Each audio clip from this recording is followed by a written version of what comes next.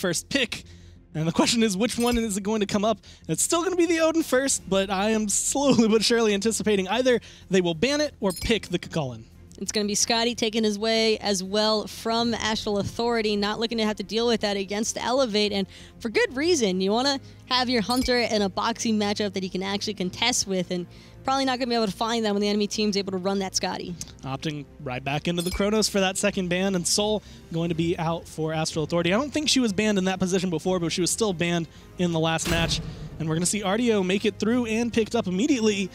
I see no reason for Astral Authority to not pick Cucullin here. Artio has actually had an incredibly difficult time so far with as far as like gathering actual wins is concerned, although the God CC, or crowd control, excuse me, can provide a ton as far as team fighting presence is concerned.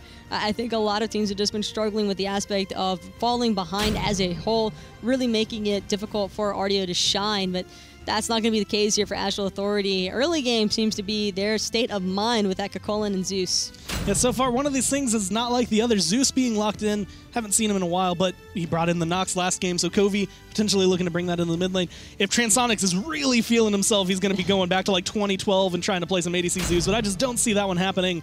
Speaking of feeling themselves, it looks like Brochacho wants to bring out the Ares. This is actually an old favorite of Brochacho's, and Ares is a god that we haven't seen him on in quite some time, but certainly a god that I'd be very scared of to watch him pilot, especially considering that 3 members of Elevate rely so heavily upon not being crippled themselves. And recognizing things are a little bit precarious for them, we see the Awilish come out, but the Kernanos and the Geb, big ones for Astral Authority. They have a lot of CC, so they don't want you to be able to take that away. Geb is a big one for that. And we see the Susano ban coming through, which is a little bit weird for Elevate, but I guess it's just one of those, we don't want it and we don't want you to have it. I didn't get a chance to say it. I was waiting for the Humbats to come through, because if there's one thing that I almost always anticipate to follow up after an Ares, it's going to be another god that can force out actives such as Purification Beads. Humbats is perfect for that. A lot of team fighting presence already from Astral Authority between the knockup that's going to be coming from Cucullin, Humbats' AoE, the Fear No Evil, Ares ultimate, Zeus ultimate. Astral Authority really likes their circles. Yeah, at this point, just going for the slam combo. If Ares gets anyone, I don't think they're going to be able to walk out of that one alive. On the other side, we see Sylvanas, who's been kind of making his way back in. The big one I see is going to be Artemis, which isn't necessarily out there. It's not like this really strange pick coming out of nowhere, but it's definitely one that is a little bit less safe, especially after you see the lineup Astral Authority has. Artemis can be a little bit more risky, especially considering that Transonics is going to finish everything off with that Hu Yi. The biggest concern here for the Artemis is going to be escaping those Suns whenever Transonics tries to go in. I'd imagine him to play this laning phase pretty aggressive, although at the same time, Transonics not having a CC immune ultimate could potentially turn the tides in Cameron's favor if he's able to catch him out with the boar. Already up 1-0 in the set. Astral Authority looking to make this one clean if they can continue it. Mythic looking to have a nice run back on this Yanis. He had a lot of potential. I saw a lot of damage coming out from him. He did a lot for his team. There were just some few uncertain circumstances that kind of came out in favor of Astral. Giannis is one of those gods who, at a competitive level, I think needs to rely pretty heavily around their team. And so if you don't have a team that can either follow up or find little picks so you can disengage or even pressure the objectives out, Giannis can have some struggles. And for Elevate, the case was just the entirety of their team fell behind. There wasn't really anybody to help Mythic out as far as early game or mid game presence was concerned.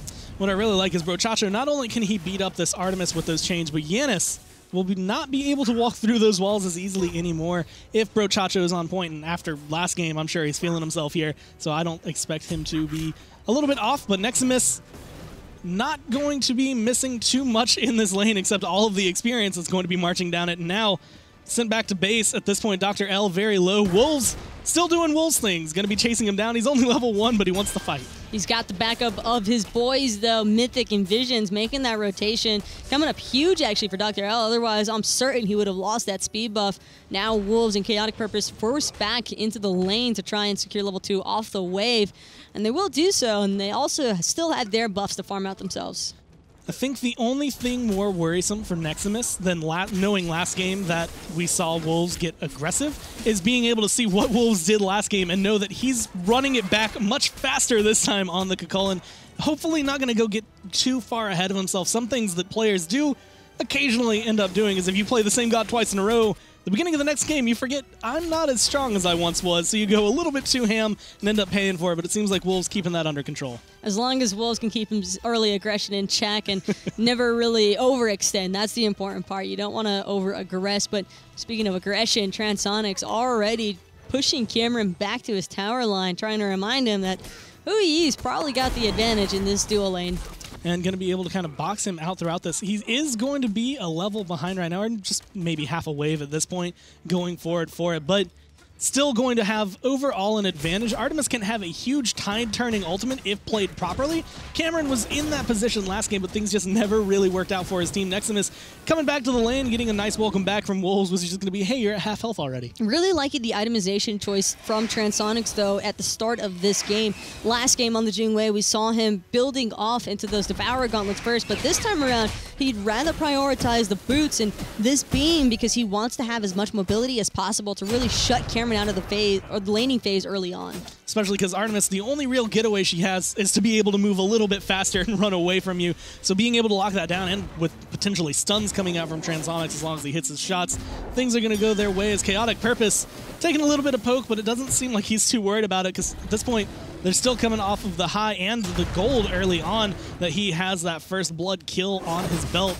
And while Neximus is getting a lot of damage in the back, it doesn't look like Wolves is going to fall back anytime soon. Wolves is so low on health, and yet Neximus and Dr. L don't even want to try, and that's the reason why Chaotic Purpose already hitting level 5. Wolves is 5 as well, actually thinking about maybe engaging, but thinking better of it, knowing that that Giannis ultimate is coming through, probably called out by his own team in the mid lane. And over on the left-hand side, soloed is going to be Cameron. Transonics takes that one ahead and brings the lane into his control. And getting that through space and time off the map, it looks like the rest of Astral has decided to make the call for the Gold Fury, and there's no reason not to, although they don't seem to have the damage and the health for it just yet. Brochacho not quite level 5, and while it's a smart call, 3 minutes, 3.5 minutes, it's still a little too early for it. Transonics, after recognizing that the Giannis ult was headed towards the solo lane, immediately knew that he had the opportunity to dive Cameron as long as he was on point with his abilities and auto attacks, and clearly he was. Purification beads even being forced out from both of these hunters, just so happens that Transonics found the better end of the trade. So Covey pulling out the Zeus, looks like he's going to be going into the Warlock Sash to potentially be stacking up there, which we've seen him go through the Book of Thoth, we've seen a Doom Orb today. Do you think this is the good stacking item for a Zeus in the mid lane? For a Zeus, he could probably get away with the Warlock Sash right now, considering that his team has pretty solid map control. Zeus is going to be able to clear very efficiently, and one of the main concerns for a Zeus is getting thunked on by that Thor. So if Dr. L were to try and commit, wow, speaking of which, Dr. L actually now looking to try and commit onto Chaotic Purpose, but the ultimate coming through from Brochacho, stealing a whole lot of damage. It's actually going to be Neximus taking out the young jungler, but Wolves immediately returning the favor. Now Neximus is going to be taking a lot of poke. Wolves, even though he's low, doesn't seem to care. There comes the Hog, but it's not going to be able to get a lot. Kobe going to be able to drop his ult, get some damage down. The detonate coming through, maybe a little bit early, but Neximus one hit away, and Wolves going to be able to grab that one. He's low, and he's still fighting, not too scared through space and time coming down the lane. Vision's going to try to run, but Brochacho going to be able to get the kill right there, and one more hit, one ricochet is all it would really need, but Transonics not quite ready to full commit to that one. Going to go ahead, back off, heal up from the mid camps, and his team can fall back, but Covey potentially at risk from Mythic chasing him down. Covey, he really wants to get away here. Tried to go in between the Unstable Vortex. Would have been a sly move had he gotten away with it, but unfortunately enough, Mythic was more than prepared, angled that just a little bit better to ensure that Covey ate that one straight to the face. Much easier in Days of Yore. Giannis first comes out a little bit wider, you have a little bit more room in there to work with, but now Covey feeling the pain of the shotgun to the face. Mythic going to be able to find himself a kill, and actually opting away. He's not going to be stacking this game at all. He did go for the cooldown boots, though. Cooldown boots, it makes sense because he wants to try and launch off as many portals as possible. He'll be able to secure his farm around the map. Giannis, being one of the more mobile mid laners, can afford to go to those back carpets pretty often. Speaking of which, Wolves actually getting really frisky underneath that T1 tower. And trying to fight up as much as he can. You might be 2-0-3, but you're still vulnerable to death. But Dr. L is going to be the one who looks to fall right now. He's going to get the stun. Wolves almost going in and taking the tower. Takes one shot for his trouble. But he's going to be able to retreat right there up into the sky. Does go Dr. L, and down he comes crashing, but it gets turned on him immediately. Chaotic Purpose with the kill. No Wolves way. still alive. Neximus running, but he's going to get taken down. One more auto is all he needs. Chaotic Purpose is going to be able to find that with the overhand smash. Wolves still alive, dodging through space and time as well. And he's going to be able to make it back to base, no problem. Now 2-0-5. That is worst case scenario. No questions asked for Elevate. Probably one of the more frustrating things to have experienced. Transonics, again, thinking about maybe diving Cameron underneath this T1 tower, but having already expended his ultimate, he doesn't really have much else that he can give. Cameron's going to be able to get away with that one. And being able to walk through. At this point, Wolves might start feeling himself a little bit too much. He's almost thinking he's immortal, and being able to make it through that one might push him over the edge, but at this point, he's been able to live through it. He's getting enough items online that he's starting to get where he needs to be tanky enough. And just like last game, he's still topping the top of the player charts. And that was just actually disgusting how he managed to survive with a sliver of HP, baited out Elevate to keep aggressing, pops the shell, escapes from the Sylvanas ultimate, and then just all around. Also, shout-outs to Chaotic Purpose with the clean follow-ups. And being able to kind of help keep that zone. Chaotic Purpose, had he not been there, that was an easy kill onto Wolves. Being there, using the Fear No Evil, and just throwing out the damage he was able to, helping to turn that one around in favor of Astral. At about 8 minutes in, they have 8 kills total, and they are slowly but surely grinding their lead up. About 2,000 gold. It's small, especially for this early on, but Elevate are starting to feel the same burn that they had at the end of the last game. Where it's really going to come down to is the experience differences yet again. Neximus falling 2 levels behind Wolves in the solo lane already. And Wolves, he's been impactful game 1. I can imagine the same kind of run back on this Kakol in game number 2 with the way that things are already looking.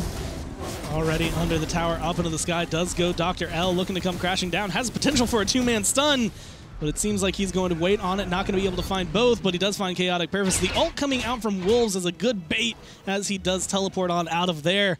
They're going to be able to walk away with that, but at the same time, they still have the aggression. Astral has rotated over. Brochacho is there. Kobe less by his lonesome, though, is going to be coming through. A lot of ults spent just to kill the one Zeus, who doesn't have a ton of getaway. Hey, Kobe. Bye, Kobe. That's kind of just what I saw happening right there for Astral Authority. Elevate now with the slight advantage, maybe looking to pressure out this Gold Fury. They do have the heals coming through from Visions, but even after splitting those oracles with Transonics, doesn't seem as though they're interested in keeping the aggression going. And Cameron looking to try and get the best of this boxing match. He knows he got soloed early on, but he doesn't seem too fearful just now, even though his ult is down, potentially for the Suns to come down if Transonics really wants to go for the fight. And he's hanging out over here. He's still looking, peeking around the corner. He's standing right on top of Ward, so Cameron knows where he is. But when it comes down to it, the rest of the team also knows where he is. Dr. L, Vision's going to be coming down, going to be trying to get him. They're going to lock him down. The Suns are dropped. He gets the kill onto Cameron. They trade it out 1 for 1, ADC for ADC. But Brochacho is here, and he's going to be able to put some damage down onto Dr. L with those chains. Cameron just not able to make it through that corridor fast enough, meaning that he gets caught up in the triple bounce from Transonics. That's exactly why we saw his health bar completely die. Cameron can now join the Skeleton Day to Remember recovery group for triple bounces that cause death. It feels bad. That recovery group's growing pretty fast, too, at this rate. The way things are going and the way these players have learned to ricochet in the jungle, it's starting to hurt a lot. And Cameron, he's going to be upset. He's going to be coming into it, but he's still Artemis. He's still looking for his crit, hopefully, towards the end of this one as he continues going on. But now, kind of up there, still not beating Kakulin in the damage charts, but Hu Yi making his way up there. It's kind of just what you anticipate. Great cover by Brochacho. Not to mention he gets a little bit of farm there. And now Chaotic Purpose actually dropping the ultimate onto Neximus, really looking to go in here with a kill. Barb Spear being applied to Neximus to deter some of that sustain and healing, but right now with 3 members of Elevate being present for this speed buff, make that 4. Astral Authority are just going to back off. I feel like Chaotic Purpose might have something wrong with Neximus. Like, he just doesn't like him as a player. He comes over all the time. I've seen exclusive ganks over here. And again, the goal might just be to get Wolves back to where he was last game, to the point where, hey, I'm going to go ahead and dive your Titan, guys. I'm not going to worry too much about it. And at this point, they're still stealing buffs. They're still keeping control. And even though they recognize, hey, Fear No Evil's down, we can maybe fight, they just don't want to go into it on the side of Elevate. I think the main reason why we see Chaotic Purpose hanging around with Wolves so often is because if you can get Wolves ahead and have him hold that thought spot, though. Transonics using the purification beads, waiting out Cameron's purification beads, making sure that he can land that stun. Now with the slow being applied, Cameron's got nowhere to go. He's right on top of the range, and Transonics, he's going to have his one up here real soon. Cameron doing what he can to buy time, but it won't be enough. Getting soloed yet again. And Brochacho going to be pulling 3 in. Nexum is going to be low on mana. Covey coming over, going to be able to get the Zeus ult and allow a lot of zoning from his team. Sprint is popped as Brochacho wants to keep chasing. They want the kill on Neximus, but they're not able to find it. But shout-outs to Cameron and Transonics playing Ring Around the Rosie for a little bit there. That's what always tends to happen. One of the downfalls of Artemis is that lack of mobility, and it's working pretty heavily against Cameron right now as Astral Authority trying to get cheeky on that Portal Demon, although the vision is in favor of Elevate, kind of just sensing that that one was happening. A ton of wards on the board for them. Transonics looking to just get those Oracle Harpies, give himself a little bit of vision. Gonna get split as Dr. L just walks up and takes one. The rest of the team is rotated over. Covey doesn't have a lot of mana with Brochacho there and Transonics. Potential for a Gold Fury, but it looks like we're going to see Transonics be busy chasing, so he can't help his team. The rest of them are going to back, and now he is alone in the jungle with 3 around him. Going to take a double tap in the face. The Berserker's Barrage, jump over the wall, pull just off the mark, and no one's going to be able to follow him up now. But the problem here is that Transonics is level 13. The main reason why he chased after Dr. L so deep is because Dr. L is only level 9. Even the slightest amount of in-hand damage would probably crush Dr. L's health bar. And at this point, not a lot he can do in terms of trying to rectify that. Every time he gets caught out, every time he tries to fight, things go downhill. But Elevate starting this up. They know there is no vision here because they have the superior vision and they split those Oracle Harpies. They're going to be able to take a clean Gold Fury and be able to kind of help even up this game, no problem. And that was just one of the benefits of forcing Transonics to back. Astral Authority getting a little overconfident there, I would say. Transonics has got to be careful to not be forced out too often. Otherwise, the objectives are going to start leaning more in favor. And Cameron actually getting a decent bit of damage against Transonics now. Transonics looking for the ult, able to jump out the board entirely, however. The Portal Demon was started up over there on the right-hand side by Astral in response to that Gold Fury. And it looks like they were able to get it, even though Mythic threw out that through space and time, hoping to try and take that one away. Ultimately, not going to be able to repeat that from last game.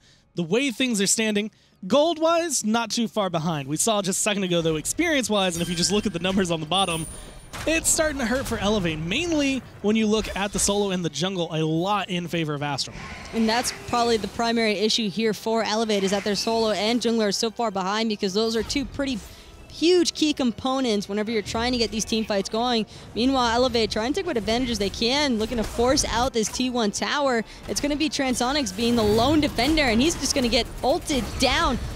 But staying alive for the moment, actually landing right back on top of the entirety of Elevate. Now it's Chaotic Purpose here to pick up the pieces, and he'll find 2. He's going to be able to at least take them out now, and with Chaotic Purpose, the rest of Astral rotating around. Visions looking to get collapsed on as Brochacho goes down the bottom with Covey there, looking to kind of cut off his pathing as best they can. But the chain's not going to connect. The heal's going to be good. The ult is going to come out specifically to get him, and just mistiming his own ult. Visions not going to have the CC immunity for a long enough period. Ends up getting pulled, ends up falling. That's going to be 3 more kills on the side of Astral. Raid Boss Wolves has made his rotation. It's going to be the T1 tower as the next target for Astral Authority, and absolutely no contest. Cameron doesn't want to step up anywhere near Astral Authority here. And sure enough, well, he's actually going to stop the back for Wolves. I don't know if he wanted to poke that bear, though, and immediately trying to use that, too, to get away.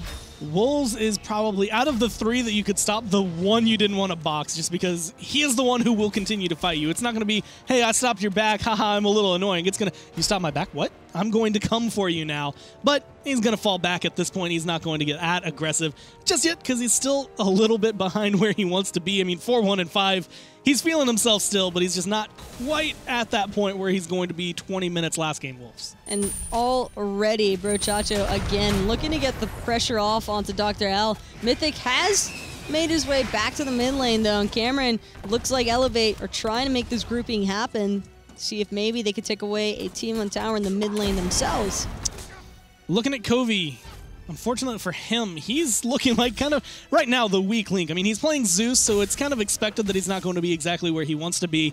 He only has 3 items online, no real kills to his name, and only part of 3 of them overall. And kind of getting picked on as we see right now. We see Dr. L come down, but it's going to be a pain for Dr. L as it gets turned around. We see the Fear No Evil get traded out for that one. Mythic going right into the lap of Wolves. He's looking to run away, and he ultimately will be able to, but Wolves definitely approaching that point where he's going to dive your tier 2. He does not worry. He is going in to fight, and he is going to get that damage down. Fighting Dr. L, looking for the kill, going to be able to find it with that 3-level advantage over the enemy jungler. And already on the backside, Neximus was the only member from Elevate trying to defend that T1 tower. He will lose his life for it, and same can be said for Dr. L, except Dr. L died in between his T2 and Phoenix. Wolves had 4 members of Elevate surrounding him, and none of them could even come close to taking him down. Now we're going to see tier 2 pressured down in mid. Elevate left without any towers there. 2 only remaining, 1 on the left, 1 on the right. And both of them don't really look like they will last that long if Astral continue this reign of terror all across the map. But they do split up. They go to kind of confirm whatever they can off the map. Again, at this point, when you have the lead, the main goal is just take away whatever Elevate can do to get back into this game. Just look at Brochacho backing right in front of the red buff from Elevate. Not a care in the world. It just goes to show how much control Astral Authority has managed to gather for themselves yet again on the map. Map control is just entirely in their favor. There's really nowhere Elevate can go that Astral isn't aware of.